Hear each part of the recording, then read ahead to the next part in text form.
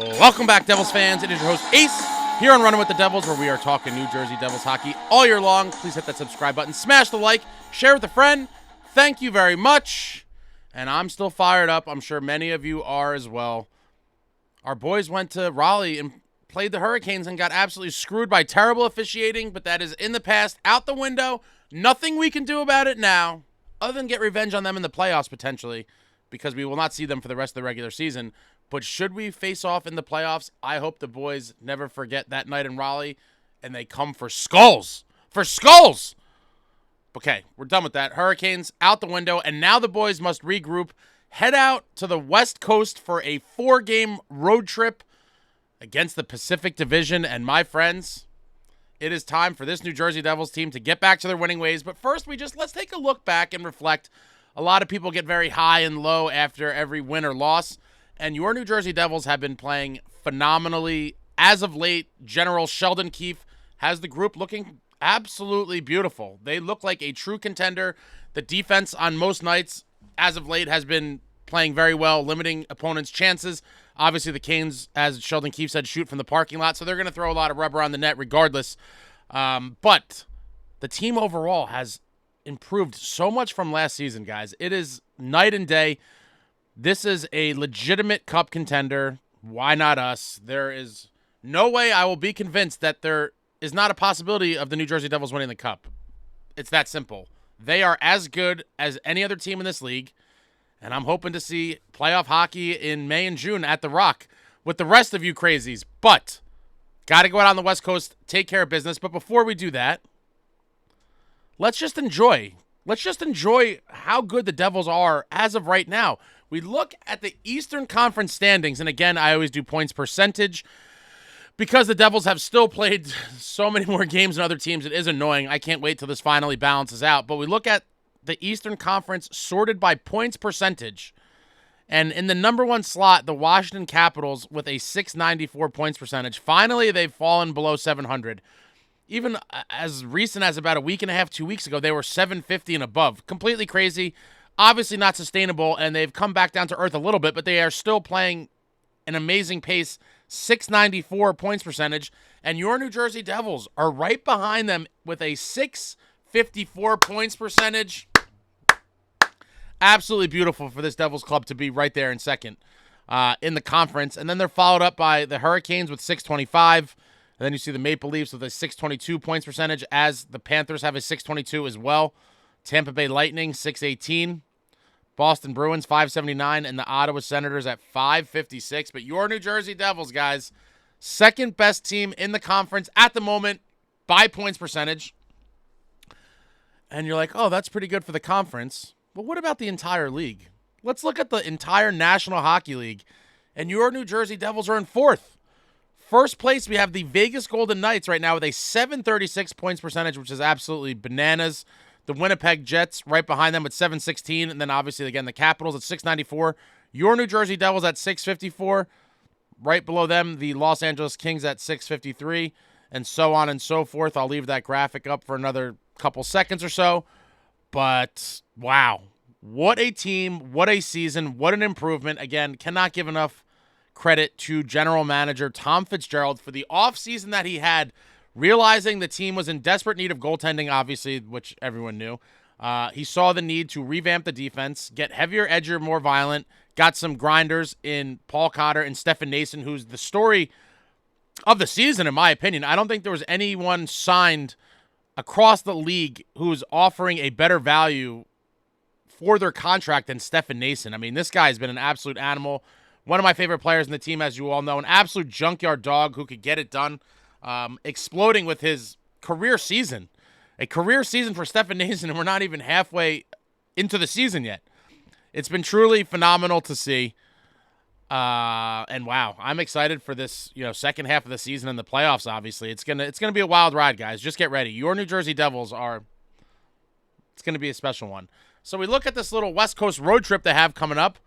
Tomorrow night, New Year's Eve.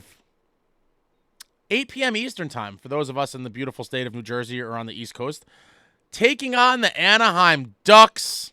And as many of you probably remember, we played them earlier in the season at the Rock on October 27th a big Devils 6-2 victory. We saw a Curtis McDermott versus Johnston bout early on in that one. Pretty good tilt. The Ducks have since added Jacob Trouba from the New York Rangers. That adds another little layer of excitement, in my opinion, to the matchup. And in the last game, many of you will recall that Gudis did that awkward hit when he was gliding into Lazar and kind of caught him in a weird spot on the leg when he was sandwiched between another defender. Caused Laser to miss basically a couple months of the season. And Curtis McDermott was tangled up with him shortly after that. They were battling. McDermott tried to fight him. Gudis didn't want any part of it. And this is one where I would say Curtis McDermott absolutely must be in the lineup for this one, and he must go to crack Gudis' face open, because enough is enough. Whether the hit was dirty or not, it's hard to tell. A lot of people immediately said that they thought it was dirty. After rewatching it a couple times, I could see the argument for it being dirty, but I could also see it as, he didn't try to hurt him and he was looking to make a play to, kind of eliminate him from being a scoring threat. I'm not going to call it a dirty hit per se. A lot of people are going to disagree with me, but it was definitely a high-risk kind of hit. And regardless of what his intentions were or not, it is one that must be punished. And Curtis McDermott, because of the result of Lazar being injured, that's the result that must be punished. Curtis McDermott must be in the lineup, and he must smash this man's face in. Smash his face in. I don't want to. There's nothing I want to hear about it. There's nothing to say. When these things happen, you must answer the bell. And I'm expecting Curtis McDermott to be in the lineup and for him to get some retribution. So we see through 35 games played as of this video being recorded, the Ducks are 14-17-4 for 32 points, which is a .457 points percentage. They are in 7th place in the Pacific Division, and this is a game Devils got to take care of business. Devils got to take care of business. I feel like a broken record at this point, constantly saying there is no easy wins in this league. Even bad teams on any given night can beat a great team. We've seen the Devils beat great teams and lose to mediocre or bad teams throughout the season. And it's one of those things where, especially with a goalie getting hot, but these are games that you look at and you say, we got to win these. Absolutely got to win these. And so with the Ducks struggling on the season, this is one where you got to go out there and you got to get these 2 points. Got to get the 2 points against the Ducks. We look at their leading scorers here. Troy Terry at the top of the list through the 35 games played, 10 goals, 17 assists for 27 points. Frank Vetrano right below him through 34 games played, 9 goals, 8 assists for 17 points. Strome with 6 goals and 11 assists for 17 points, so on and so forth. And you look at number 11 on the list. A very disappointing season, I'd imagine, for a lot of Ducks fans for this guy. Trevor Zegras, one of the flashy skill players in the league. He's shown it throughout his time in the league thus far, but through 24 games played, only has 4 goals and 6 assists for 10 points. I'm sure a lot of the Ducks fans want to see more production out of him. I think a lot of people randomly in the chats and in the comments were talking about the Devils possibly trying to get him, and I've said, unfortunately, I have no interest because of the type of player he is, because of the amount of money he makes. I'm firmly out on him, to be honest. But I know a lot of people like seeing the the Michigans and all the stuff. Not for me. I want heavier, edgier, more violent gentlemen like Cotter, like Nason, etc. And so that's the type of guys that I'd be looking to add at the deadline if I'm Fitzy. 1 or 2 bottom 6, middle 6 guys I think could really push this team over the hump. But got to beat the Ducks. And then we look at the next game on the docket. The next game on the docket, the very next day. We're right back in action. New Year's Day, baby. New Year's Day, 6 p.m. Eastern time against the Los Angeles Kings. Played the Kings a little while ago, about 2 weeks ago at the Rock, December 12th. Devils winning a 3-1 game, one that was pretty tightly contested and was tied 1-1 going into the third. And as you saw on the graphic a few moments ago, the Kings are right up there in terms of points percentage across the entire league. They're definitely not going to be an easy win whatsoever. Clearly the best team we are facing on this road trip. And you see where they are through 36 games played. 21-10-5 for 47 points with a .653 points percentage. The Kings are a very good team. And their ageless leader, Anze Kopitar, continuing to get it done in his old age. And honestly, I've always disliked the Kings and him mainly stemming from that 2012 Stanley Cup final. to go to the finals and lose, for me, it almost automatically gives me some feeling of ill will or hatred towards the team that beat us. That would have been an amazing cup for the Devils to get in 2012. Seemingly out of nowhere. Would have been a nice little cherry on the sundae of the great Martin Brodeur's career. But they couldn't get it done. That Kings team was loaded, and Kopitar was a big part of it. But, yeah, Kings in a great spot right now. And we look at their leading scorers. Kopitar right at the top of the list. Over a point per game. Unbelievable stuff from him. 36 games played, 12 goals, 27 assists for 39 points. Kempe with 36 games played with 17 goals, 18 assists, 35 points. And I'll leave that list up there. You can see the rest of the guys, some of the usual suspects. But the Kings are a very good team. I am sure they have Stanley Cup championship aspirations, as do many other teams in the league. And we're going to have to go into their building and play them extremely tough. Extremely tough. They are not an easy team to beat. They have guys that have been there before. But I am hoping, once again, that your New Jersey Devils find a way to win in the Staples Center. Then the boys have a couple days off, and on Saturday the 4th, a very rare 4 p.m. Eastern start, they are going to be in San Jose playing the Sharks, and the Sharks obviously are struggling as well. We last played them November 10th at the Rock when the Devils were looking for the first 4-game win streak in an eternity. It was actually the Devils' first crack at the 4-game win streak on this season, and I think most of you will remember how that ended. A 1-0 shutout loss at the hands of Mackenzie Blackwood. Oh, God, I am so glad that we won't have to face him this time. Obviously, Mackenzie Blackwood has since been traded to the Avalanche. We will not have to face him in this one. But, wow, what a spoiler he played that night. I think he had 42 or 43 saves in that 1-0 shutout win, which foiled our chances of the 4th consecutive win, which still continues to evade us. The Devils have had 3 chances at 4 in a row after that. 3 chances after that, and came up short in all of them. Obviously, shut out again at home by the Blues in Binnington in the second attempt at the 4-game win streak. Then the third attempt at the 4-game win streak was on the road against Columbus, that one where they were getting killed and then had a late rally to make it interesting momentarily. That was the third attempt. And then obviously the 4th attempt at the 4-game win streak was the other night against the Hurricanes, one in which the referees decided that it was not our right to win 4 in a row. But I digress. Side tangent, big one against the Sharks. Again, they are obviously struggling as well. They are in 8th in the Pacific. Through 39 games, they are 11, 22, and 6 with 28 points and a .359 points percentage. And these are games you just got to win, period. Again, every game is hard to win. It is. It truly is. But they are playing at that points percentage for a reason, and that is because most teams in the league are better than them. The New Jersey Devils are obviously better than them, and they have to go out there and prove it. You play to win the game.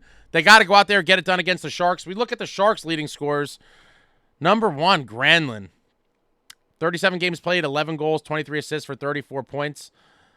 Super phenom, probable rookie of the year. I'm sure you guys have been hearing about this guy left and right. He looks like he's going to be a really good one.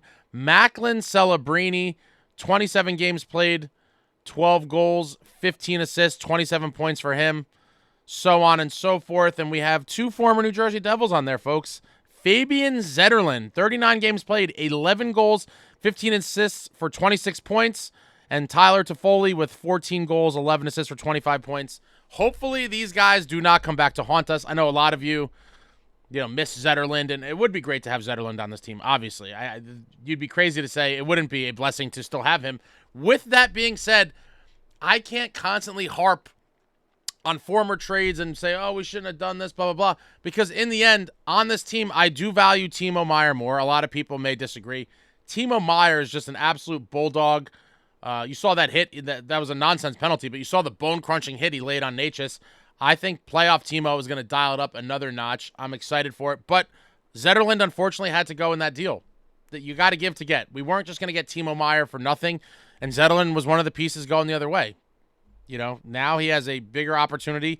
But you see Zetterlund thriving in San Jose in an increased role with more responsibilities, and good for him. I will root for the kid for sure. And then obviously Tyler Toffoli, that one didn't pan out, and he was cashed in at the deadline. That was unfortunate. I really wanted to go on a playoff run with Toffoli. I really did like him. But you see the rest of their guys here. Another team that you just got to go out there and just play your game. and win the game. They have no Mackenzie Blackwood. Hopefully, the Devils play a good enough game to win that one. And then they finally will close up the Western road trip on Monday the 6th. This is a late one, 10 o'clock Eastern in Seattle for the Kraken. And you see the Kraken, they're third to last in the division. Currently, through 37 games played, 16, 19, and 2 for 34 points, a .459 percentage. We last played the Kraken at the Rock on December 6th. It was a pretty close one. Devils won 3-2. It was tied 2-2 going into the third. I was at that one. Pretty good game. Pretty good game. We look at their leading scorers. Jared McCann in the number one spot here. 37 games played, 12 goals, 15 assists, 27 points. Bjorkstrand in number two with 36 games played, 11 goals, 14 assists, 25 points.